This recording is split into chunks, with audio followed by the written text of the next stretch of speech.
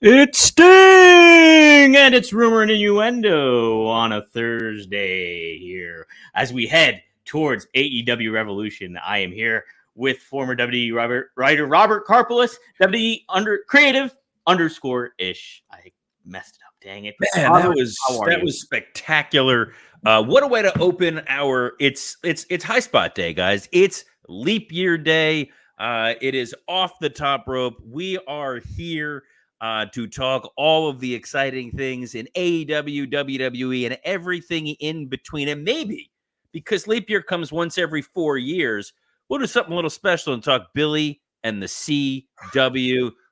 We'll see. But first, Dom, where do we want to start with? Where are you taking us here today on this exciting leap day? What better place to start than AEW Dynamite? Actually, I take that back, Tom. I'm seizing it from. Well, here's the best way to start this, guys. We're going to say hi to some of the folks joining us live in the chat. Antonio Santos said, "Afternoon, gentlemen."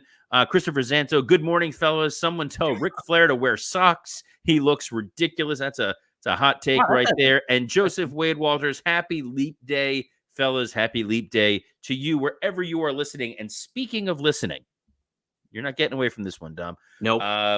Obviously, a lot of you watching us live on YouTube, on X. Super appreciative to have you here. A lot of you go and listen to us on our podcast feed on Spotify, Apple, wherever else you get podcasts. Yesterday's episode, halfway through, had an initial glitch that was repaired, but Dom has come here to self-flagellate and fall on the sword. So, Dom, what happened yesterday with the audio? Yes. So what happened is I do the editing in Adobe Premiere, and therefore when I do that, I've been making a habit of trying to clip up clips from the episode and put them up onto YouTube.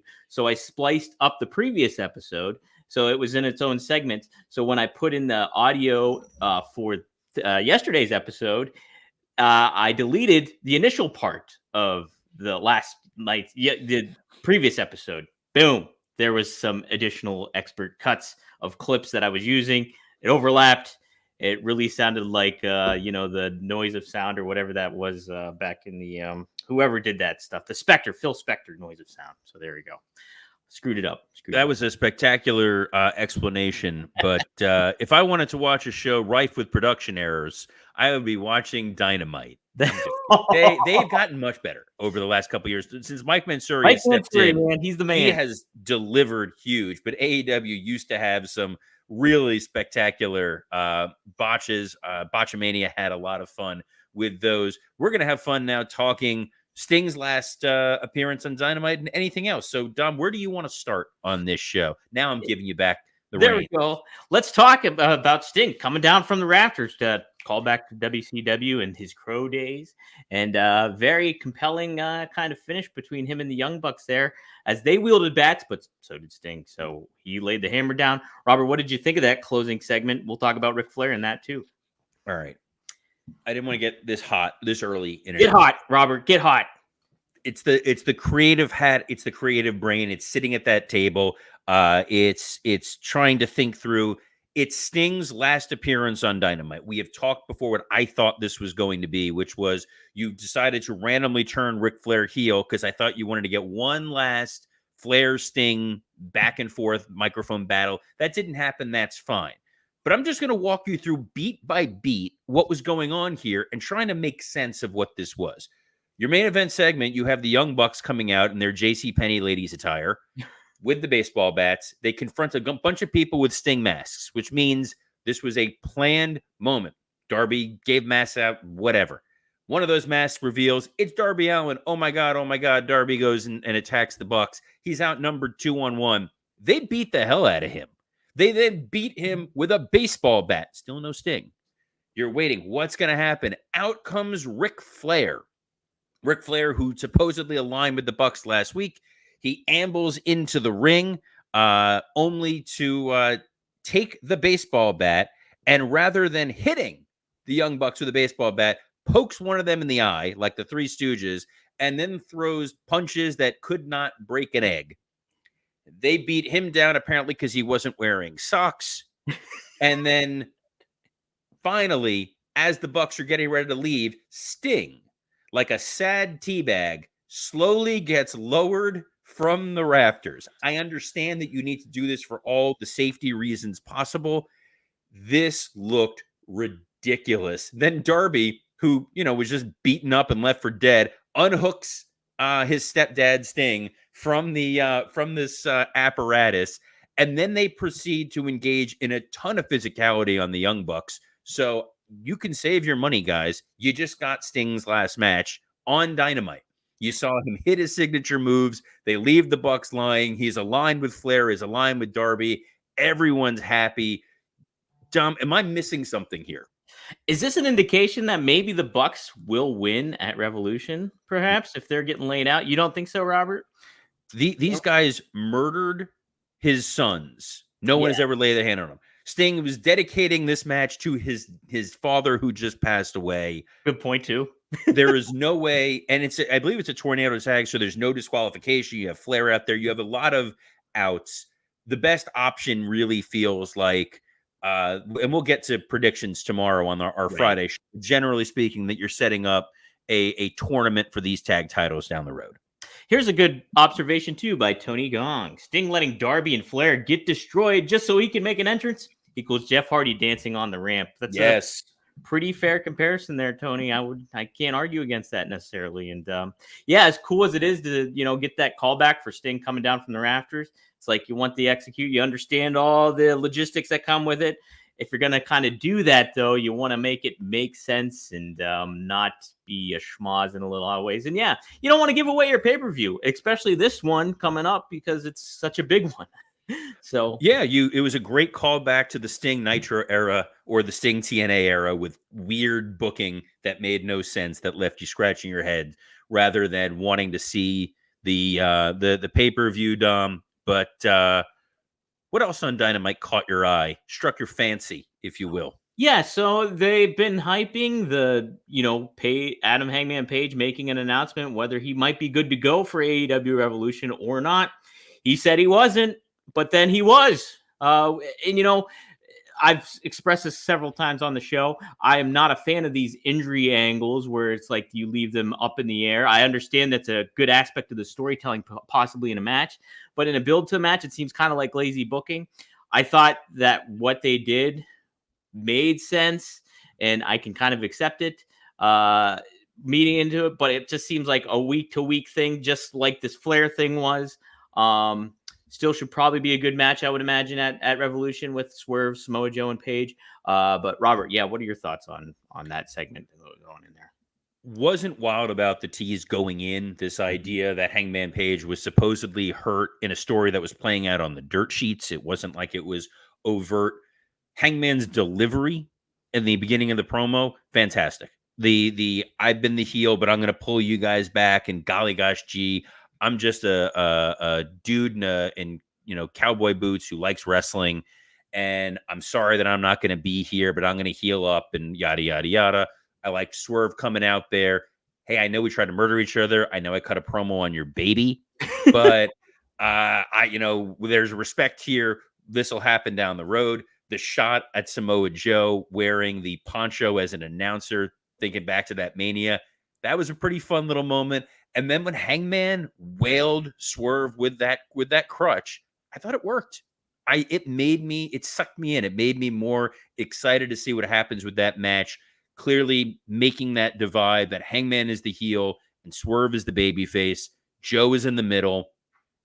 Excited to see what's going to happen. Again, we'll talk our predictions tomorrow. If you have your predictions, use the hashtag RIPod. Tweet that out. We'll read some of those on the air tomorrow. But I thought that was particularly compelling going into Revolution on a show that almost every match was trying to build to what you were going to get. And I know there was one match that I was really intrigued by, which was the meat match. Yes. There was some madness around the meat match. People talking slap and meat. Big E obviously coined that phrase, and then it just kind of took momentum. And then AEW decided to ride that momentum there and come up with Meat Madness match here, which consisted of Lance Hoyt or Lance Archer. You also have Powerhouse Hobbs and Wardlow.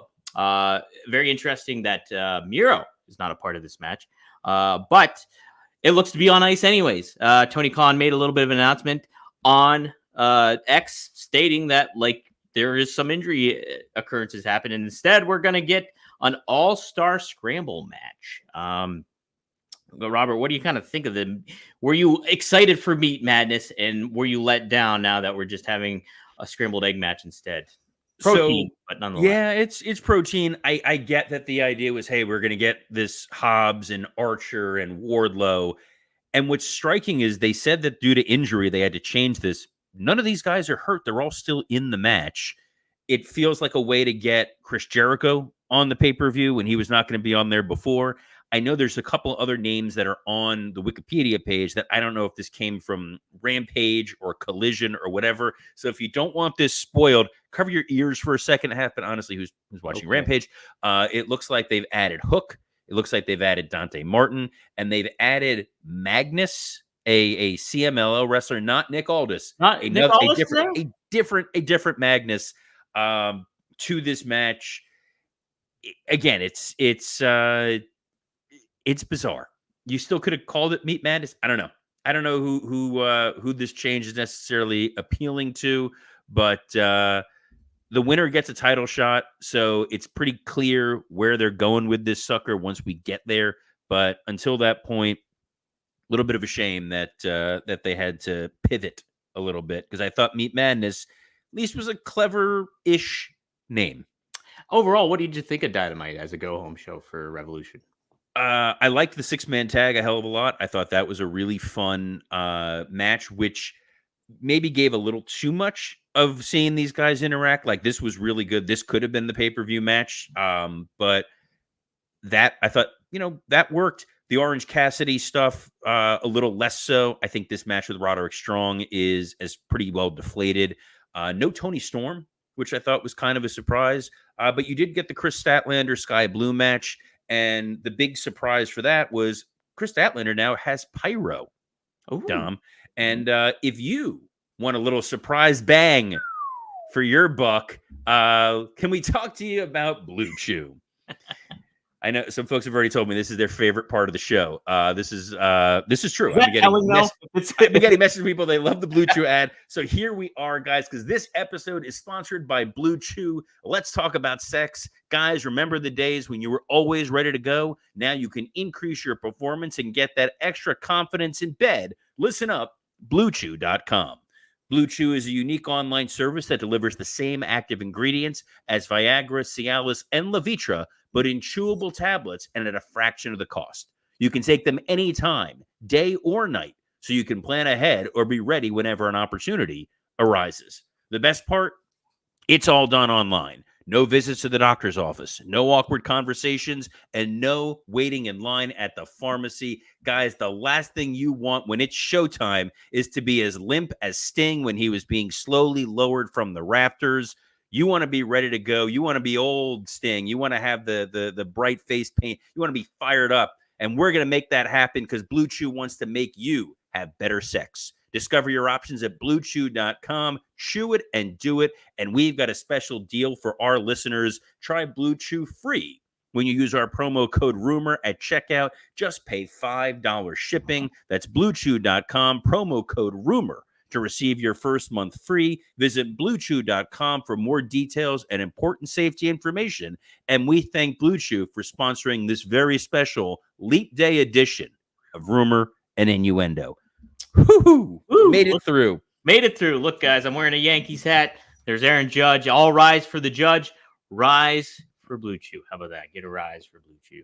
Look, we got to talk about something. We're on a wrestling show where literally there's a stable whose catchphrase is all rise, and you went a baseball reference. Wait, whose stable is that? It's the Judgment Day, dude. Oh, okay. All right. Thanks for watching the product. It's always good when my co-host has no clue about one of the I'm into Robert, I was testing you with that. Yeah, that's what it was. That's what it was. Mm-hmm. Yes, he's double testing, like he's doubling our audio. It's great to be here. But something that might not be here for a little while is the future of Raw. That's correct, Robert.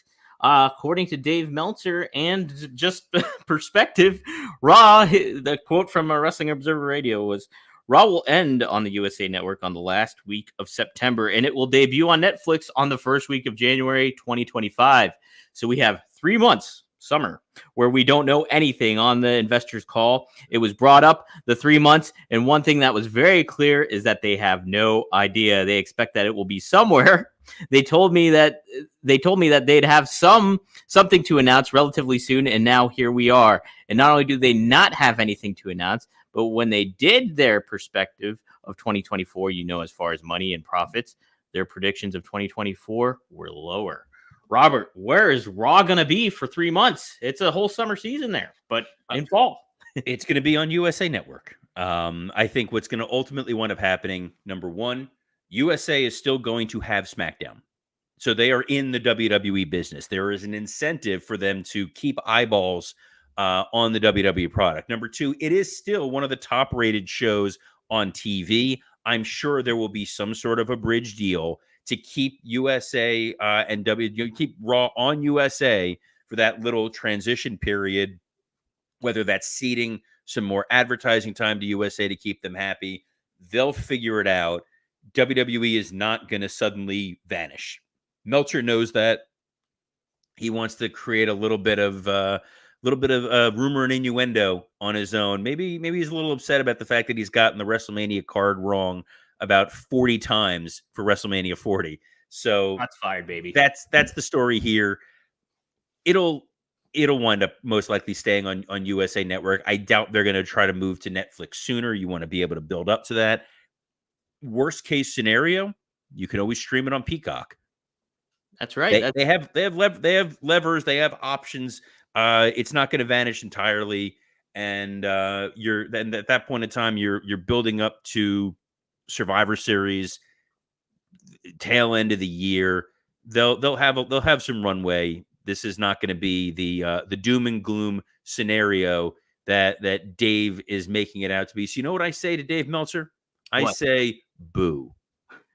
Boo. Well, somebody did get booed, Robert. There it is. See, there was a segue. I was ready to go. And unrightfully so, in my opinion, and in her colleague's opinion. Maxxine Dupri was booed at an Oakland live event, a WWE live event here after her performance in the ring. Maxxine Dupri started off here as a manager, valet for the Maximum Male Models, transitioned over here with Chad Gable and Otis. Then started becoming an in-ring active member of the roster. She's been criticized by fans and things like that, but it's a lot of baptism by fire here for Maxxine in the ring. And she's, for better for worse, she's embraced it and kept a very positive attitude about things. And a lot of her colleagues came to bat for her. Rhea Ripley is one of them. She mentioned on X, I really wish that some of you got booed and ridiculed in the public eye while being new at your job. Learning and getting better is all a part of being human. Be better human as humans, said Ripley. And then, hey, Britt Baker across from the aisle agreed. She put 100 emoji for that quote tweet. And then Jade Cargill also chimed in. As someone who was from day one, was learning on the job and have a target on her back, I'm happy to seeing the positive support coming out of this.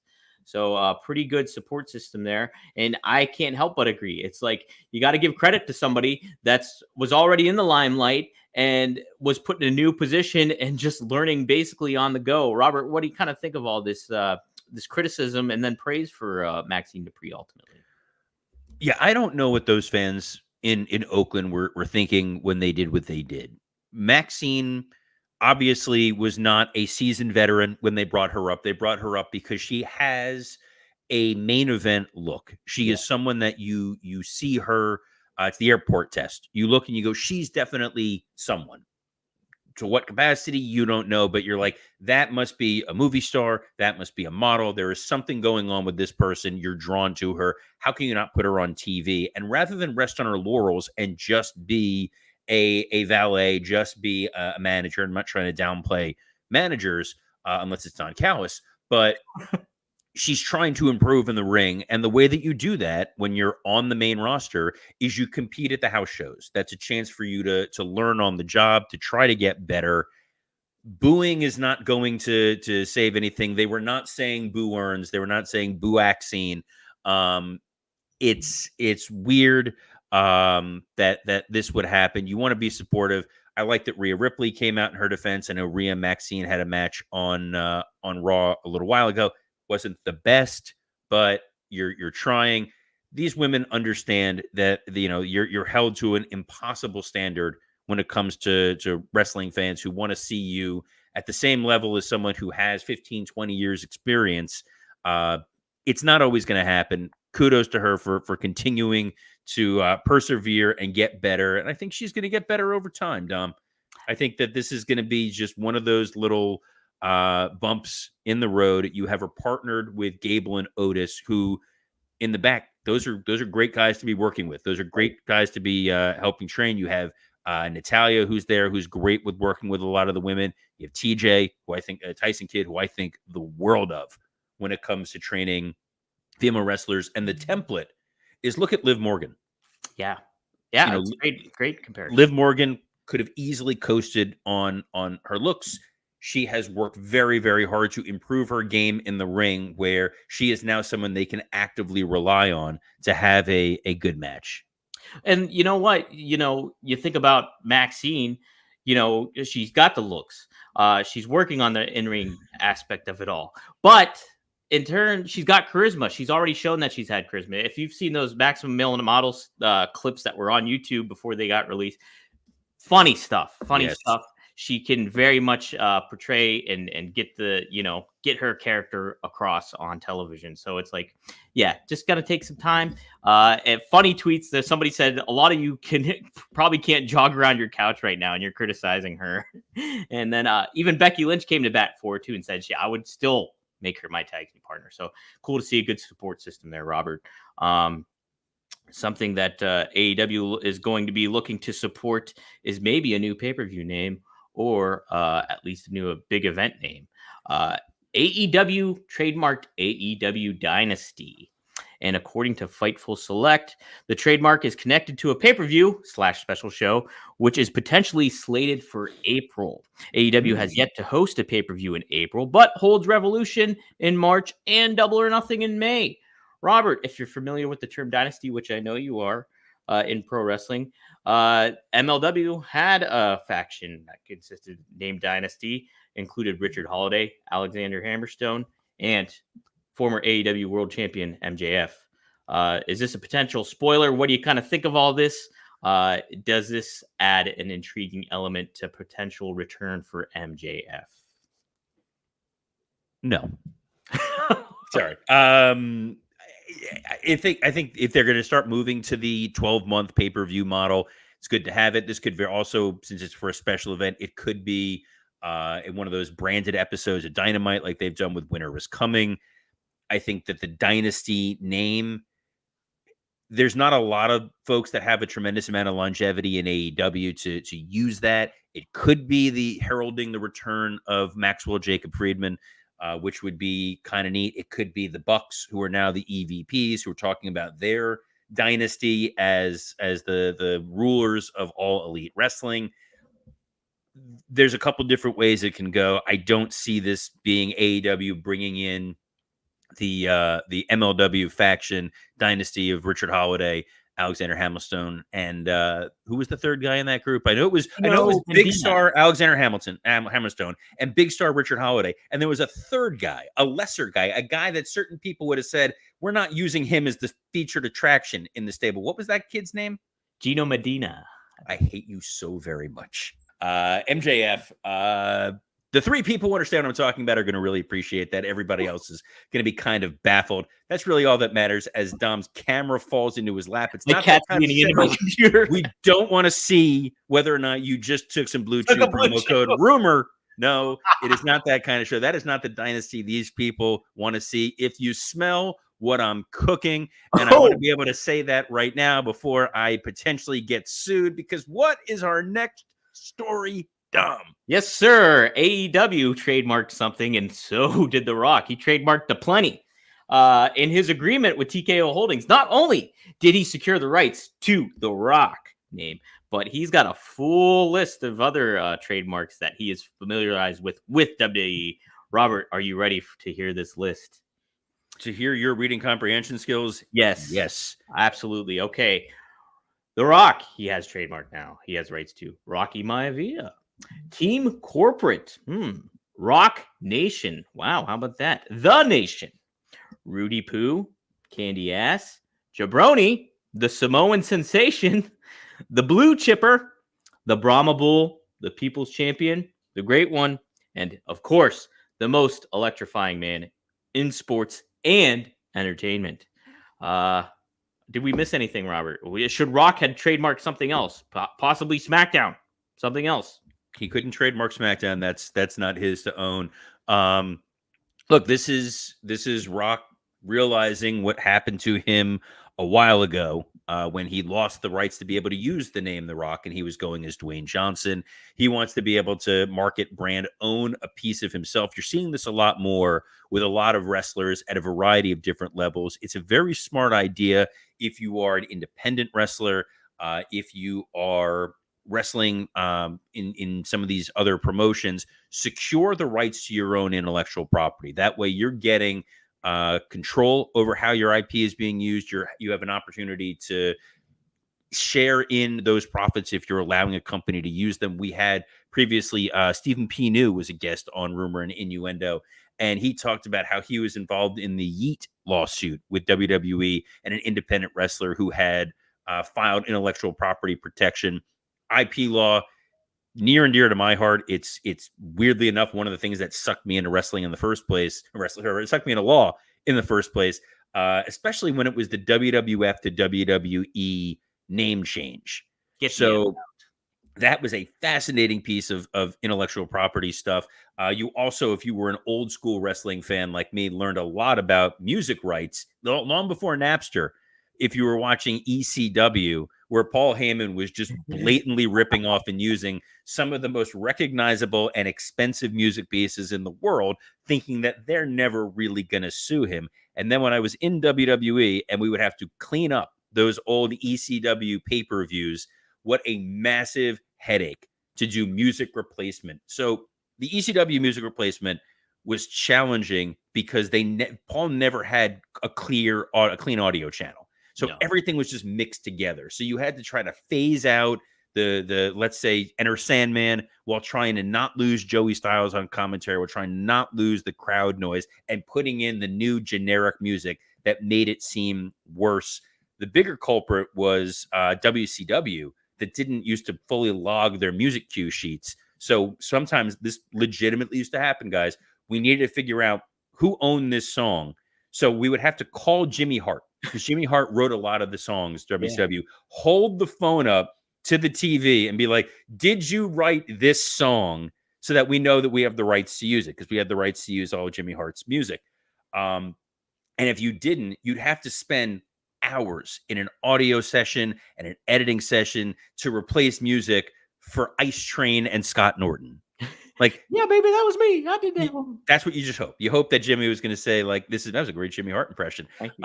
But yes, so Rock capturing his IP this way, if he ever were to leave, they can't start calling somebody else that. He's got those protections. He can start marketing it on all of the apparel that he makes. Because Lord knows The Rock just not making enough money as it is, Tom. No, that's of course not. But we're all about making money and making the most of our time. And if you want to make more time in your life with Dominic DeAngelo, he's got a number of other podcasts that he is a contributor on. Dom, where else can the people find you? Yes, you can find me on One of a Kind with RVD. As I've said all this week, Sabu was our special guest. It's one of my favorite episodes we've done. Sabu's funny. He's forthright to talk about his Hall of Fame possibilities in Philadelphia this year. We talk about what he learned from the Sheik, the ultimate thing he learned from the Sheik. Very, very cool, awesome conversation, and a lot of fun too. So check that out. Go to rvdtv.com. Please subscribe to that channel. Boost up that algorithm. Also boost up the algorithm for Straight Talk with the Boss, Magnum TA and Greg Gagne. This episode, we focused on Bruiser Brody, went in depth on his Powertown wrestling figure and his career, his relationship with both men. Go to Gagne and Magnum.com, subscribe to that channel, hit the like button, share it out, spread the word. Robert, what do you have to spread the word about here, huh?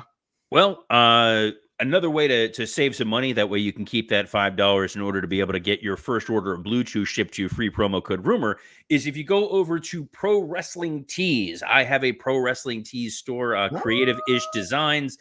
Every day I'm wearing my shirt. I'm wearing my kayfabe shirt here. You can get 20% off this stylish shirt in any of the shirts I have using promo code Madness24. That's promo code Madness24 now through March 4th at 1 p.m., 20% off. And if you spend over $150, I think they give you free shipping. So that's fun.